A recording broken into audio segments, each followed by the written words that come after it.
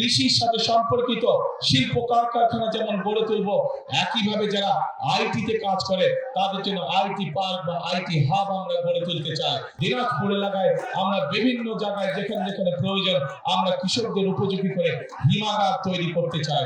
আপনাদের সমর্থন চাচ্ছি, আপনাদের কাছে ধানের শীষের জন্য ভোট চাইছি, যাতে করে যেই পরিকল্পনার কথা আপনাদের সামনে আমি তুলে ধরলাম সেই পরিকল্পনাগুলো যেন আমরা দেশের জন্য, দেশের মানুষের জন্য বাস্তবায়ন করতে চাই। কে ভাইরা, মা বোনেরা, আপনাদের সমর্থন কি আমরা পাচ্ছি ধানের শীষ?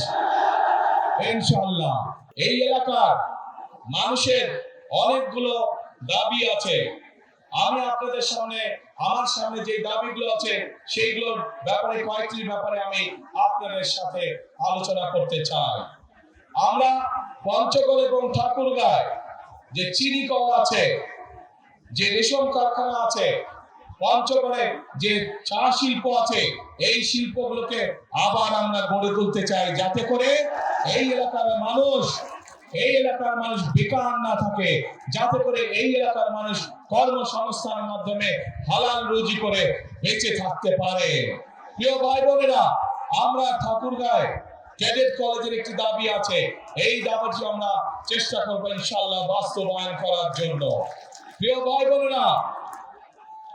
ভাই বোনেরা, আগেই বলেছি আমি যে স্থানীয় যে কৃষিজাত পণ্য আছে, এই পণ্যগুলো অনেক সময় কৃষক ভাইদের জন্য সমস্যা হয়ে যায়, এই পণ্যগুলোকে তারা ঠিকভাবে রিজার্ভ করতে পারে না।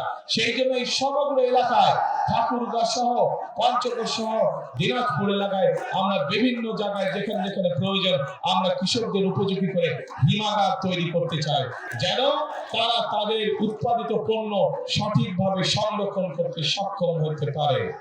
প্রিয় ভাই বোনেরা, এই এলাকায় বহু শিক্ষিত যুবক আছে যারা আইটিতে কাজ করে থাকে।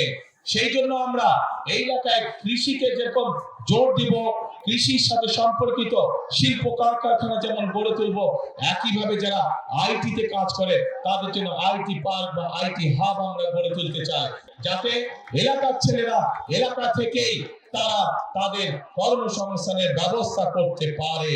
প্রিয় ভাই বোনেরা, বিগত এক যুগ বেশি সময় ধরে যে স্বৈরাচার এই দেশের মানুষের কাঁধে বসেছিল, তারা শুধু নিজেদের স্বার্থ দেখেছে, জনগণের স্বার্থ দেখে নাই। সেই জন্যই আমরা দেখেছি বাংলাদেশে, সমগ্র বাংলাদেশে কিভাবে বাংলাদেশের মানুষ, সাধারণ মানুষ চিকিৎসা থেকে বঞ্চিত হয়েছে।